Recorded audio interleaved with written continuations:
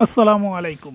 আজকে আমি আপনাদের দেখাবো খুবই সুন্দর 25 কেজি চালের সাথে 40 কেজি মুরগির মাংসের বিরিয়ানির রেসিপি। সম্পূর্ণ ভিডিওটি দেখার জন্য আমার সাথেই থাকুন এবং ধৈর্য সহকারে দেখতে থাকুন।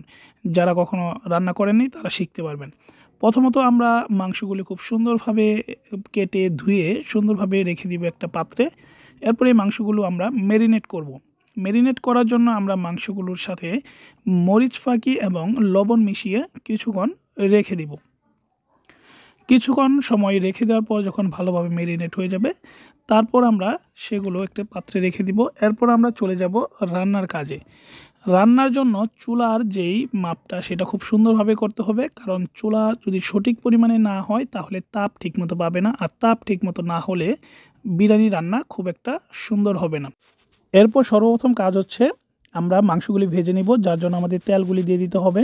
আমরা 25 কেজি চালের জন্য মোটামুটি 11 লিটার প্রায় তেল নিয়েছি। সেখান থেকে আমরা মোটামুটি 3 লিটার বা 3.5 লিটার পরিমাণ তেল মাংস ভাজার জন্য দিয়ে দিব। কারণ মাংস ভাজার সময় অতিরিক্ত তেল থাকলেও সেটা আমরা পরবর্তীতে যখন মাংসগুলি রান্না করব সেই ক্ষেত্রে কাজে লাগবে। সুতরাং বেশি করে তেল দিলে অসুবিধা হবে না। মাংসগুলো ভাজার সময় খুব সাবধানে সতর্কতার সাথে মাংসগুলো দিতে হবে, তেল যেন না ছিটে যায়। এরপর হচ্ছে আমরা এই ফাঁকে আমরা মশলাগুলি দেখে নেব কী কী মশলা রয়েছে আমাদের এখানে। এই বিরিয়ানি রান্না করার জন্য যে মশলাগুলি রয়েছে, বিরিয়ানি রান্না করার জন্য যাবতীয় মশলাগুলি একটি ছোট টেবিলে খুব সুন্দরভাবে আলাদা আলাদা পাত্রে সামনেই সাজিয়ে রাখতে হবে, যেন কোনো একটি মশলা যেন বাদ না পড়ে যায়। তো যাবতীয় মশলার বিবরণ আমাদের ডিসক্রিপশন বক্সে দেওয়া আছে, সুতরাং সেখান থেকে খুব সুন্দরভাবে দেখে নেবেন। এবং এর ফাঁকে আমরা মাংসগুলি খুব সুন্দরভাবে ভেজে নিব। মাংসগুলি যখন লাল লাল হয়ে যাবে প্রায়, তখন বুঝে নিব যে মাংসগুলি মোটামুটি ভাজা হয়ে গেছে। এবং আরেকটা জিনিস খেয়াল রাখতে হবে, মাংস ভাজার সময় অবশ্যই আগুনের তাপ যেন খুব সুন্দর থাকে, কারণ আগুনের তাপ যদি সুন্দর না থাকে তাহলে ভাজাগুলি খুব সুন্দর হবে না। সবসময় আগুনের তাপ খুব সুন্দর রাখতে হবে। দেখতে পারতেছেন মাংসগুলি খুব সুন্দর কালার হয়ে গেছে। যখন সুন্দর কালার হয়ে যাবে তখন আপনারা মাংসগুলি অন্য একটি পাত্রে নামিয়ে রাখবেন। 40 কেজি মুরগি মাংস ভাজতে প্রায় মোটামুটি অনেকটা সময় লেগে যায়। তার জন্য অল্প অল্প পরিমাণ মাংস দিয়ে ভেজে নিতে হবে। আমাদের প্রায় 2 ঘন্টা মতো সময় লেগেছে। সুতরাং এই পরিমাণ সময় হাতে নিয়ে তারপর হচ্ছে আপনারা রান্নার প্রস্তুতি নেবেন। মাংসগুলি দেখেন যখন ভাজা হয়ে যাবে, খুব সুন্দর করে ভাজা হয়ে যাওয়ার পর আপনারা কিছু পরিমাণ আলু রয়েছে, এই আলুগুলিও খুব সুন্দরভাবে ভেজে নেবেন। আলু ছোট ছোট আলু থাকলে আপনারা ছোট ছোট আলুগুলো ভেজে নিতে পারেন, বা বড় আলু থাকলে বড় আলুগুলো কেটে তারপরে ভেজে নেবেন। আলুগুলো ভাজা হয়ে গেলে আলুগুলো অন্য একটি পাত্রে রেখে দিতে হবে। আমরা যেহেতু 25 কেজি চাল এবং 40 কেজি মাংস রান্না করব, সুতরাং আমাদের একটা পাতিলে রান্না করা সম্ভব নয়, তাই আমরা 12 কেজি আলাদা আলাদা করে চাল রান্না করব। কিন্তু 40 কেজি মাংস আমরা একসাথে রান্না করে নেব আগে। সেই জন্য আমরা যেই মাংস ভাজার পরে তেল রয়েছে সেই তেলের মধ্যে আমরা পেঁয়াজ কুচিগুলি দিয়ে দিব। আমাদের কতটুকু টোটাল পেঁয়াজ লাগতেছে সেটা আমরা সবই ডিটেলস ডিসক্রিপশন বক্সে দেওয়া আছে, আপনারা সেখান থেকে দেখে নেবেন।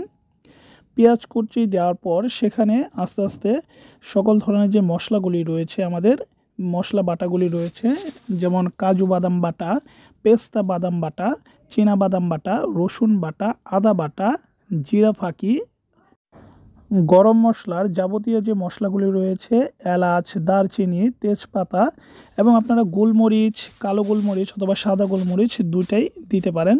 এগুলো খাবারের টেস্ট অনেকটা বৃদ্ধি করবে। মশলাগুলো দেওয়ার সময় অবশ্যই খেয়াল রাখতে হবে মশলাগুলো যেন নিচে পুরা না ধরে যায়, সেই জন্য একটু ভালোভাবে লাড়তে হবে।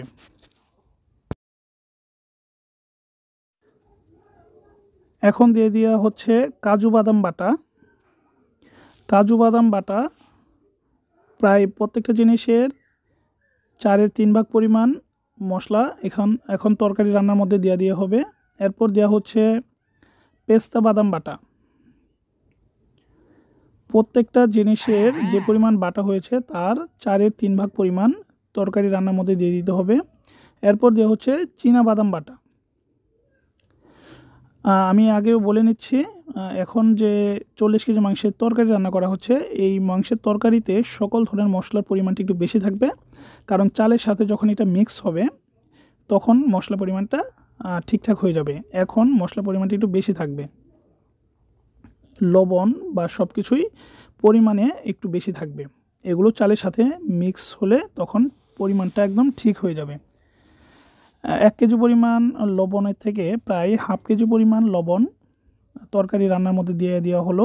40 কেজি মাংসের তরকারি রান্না করা হচ্ছে। এরপর প্রায় 1 কেজি পরিমাণ টক দই দিয়ে দেওয়া হলো।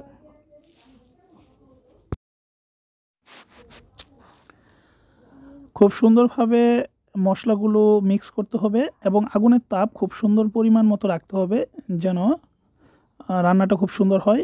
এরপর এলাচ, দারচিনি দিয়ে দেওয়া হচ্ছে এবং গোলমরিচও দিয়ে দেওয়া হচ্ছে। এরপর দেওয়া হচ্ছে তেজপাতা।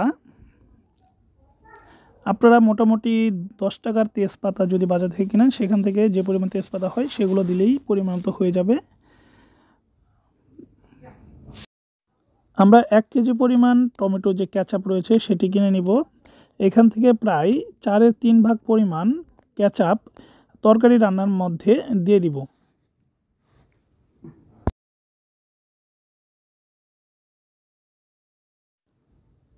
এই সময় আগুনের তাপ খুব ভালোভাবে জ্বালাতে হবে, কারণ পর্যাপ্ত পরিমাণ আগুন লাগবে এবং বিরিয়ানির টেস্ট বৃদ্ধি করার জন্য আমরা কিছু গাজরের কুচি এখানে দিয়ে দিব এবং 250 গ্রামের মতো কাঁচামরিচ আমরা এখানে দিয়ে দিব।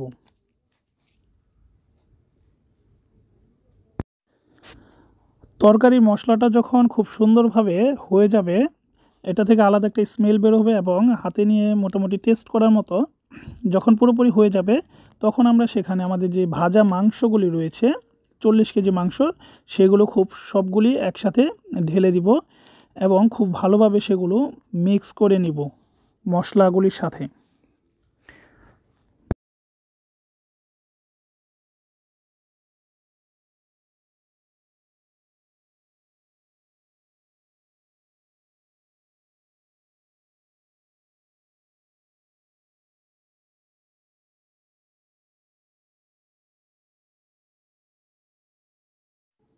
ভালোভাবে মিক্স করার পর আমরা কিছুক্ষণের জন্য তরকারিটি ভালোভাবে কষাবো এবং এর জন্য ঢেকে দিব।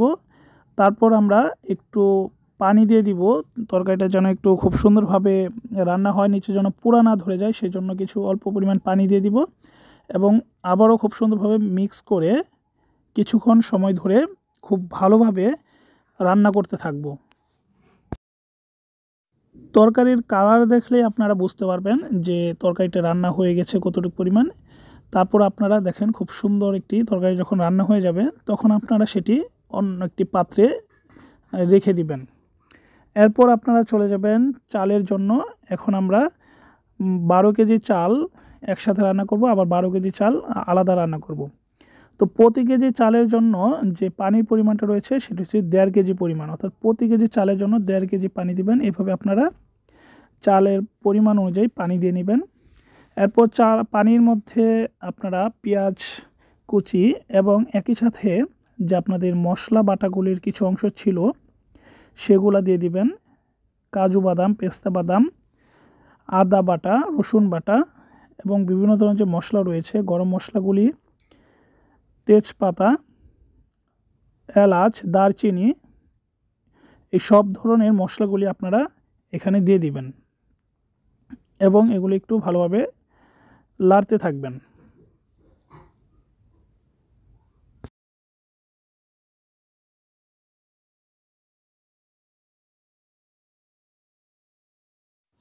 এরপর দিব আলু বোখরা।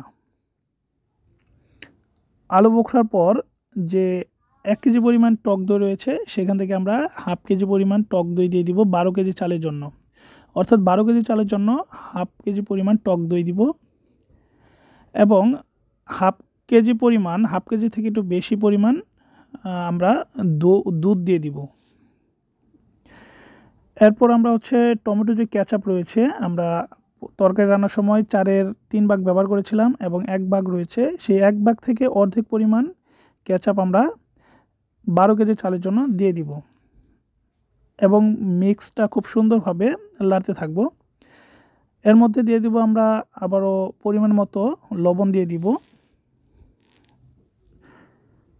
এরপর দিব আমরা টেস্টি সল্ট, এখানে আমরা দিয়ে দিব।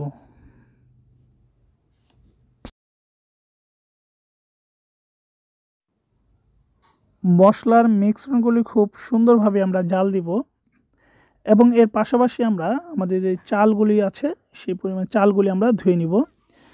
আমাদের 25 কেজি চালের মধ্যে যেহেতু একসাথে এতগুলি চাল একসাথে একটা পাতিলে ধরবে না, সেই জন্য আমরা 12.5 কেজি করে আলাদা করে নিচ্ছি। আমাদের যে 40 কেজি মাংস রয়েছে সেই মাংস আমরা একসাথে রান্না করেছি। মাংসগুলি একসাথে রান্না করে আমরা অর্ধেক পরিমাণ আলাদা করে নিয়েছি। অর্ধেক দিব 12.5 কেজি চালের মধ্যে এবং বাকি অর্ধেক মাংসের তরকারি দিব আর 12.5 কেজি চালের মধ্যে। তো আমরা এখানে 12.5 কেজি চাল ঢেলে দিলাম এবং খুব ভালোভাবে আবার জাল দিতে থাকবো এবং আমাদের যে আলু ভাজাগুলো রয়েছিল সেই আলু ভাজার অর্ধেক অংশ আমরা 12.5 কেজি চালের মধ্যে দিয়ে দিলাম। এরপর কিছুক্ষণ পর আমাদের যেই রান্না করা মাংস রয়েছে সেই মাংস থেকে অর্ধেক পরিমাণ মাংস আমরা এই 12.5 কেজি চালের মধ্যে দিয়ে ভালোভাবে মিক্স করে নিচ্ছি এবং কিছুক্ষণ ভালোভাবে মিক্স করার পর এটি আমরা ঢেকে দিব। যখন আমাদের রান্নাগুলি প্রায় শেষ পর্যায়ে তখন আমরা নিচ থেকে কিছু পরিমাণ ছাই উপরে দিয়ে দিব যেন উপরের চালগুলিও খুব সুন্দরভাবে ফুটে যায়।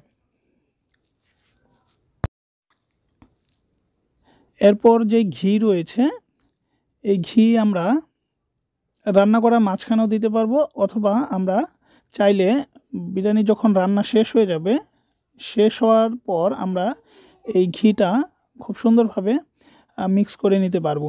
দুইভাবেই দেওয়া যেতে পারে, আপনারা যেভাবে খুশি দিয়ে নিতে পারবেন, দুইটা টেস্ট একই থাকবে। এবং বিরিয়ানির যে মশলা রয়েছে এই বিরিয়ানি মশলাটাও এখন আপনারা খুব সুন্দরভাবে প্রথমে ছিটিয়ে নেবেন। 12 কেজি চালের জন্য প্রায় 2 প্যাকেট পরিমাণ বিরিয়ানির মশলা দিতে পারেন আপনারা। এরপর এটি খুব সুন্দরভাবে মিক্স করবেন, নিচে থেকে উপরে এবং উপরে থেকে নিচে খুব সুন্দরভাবে মিক্স করে নেবেন।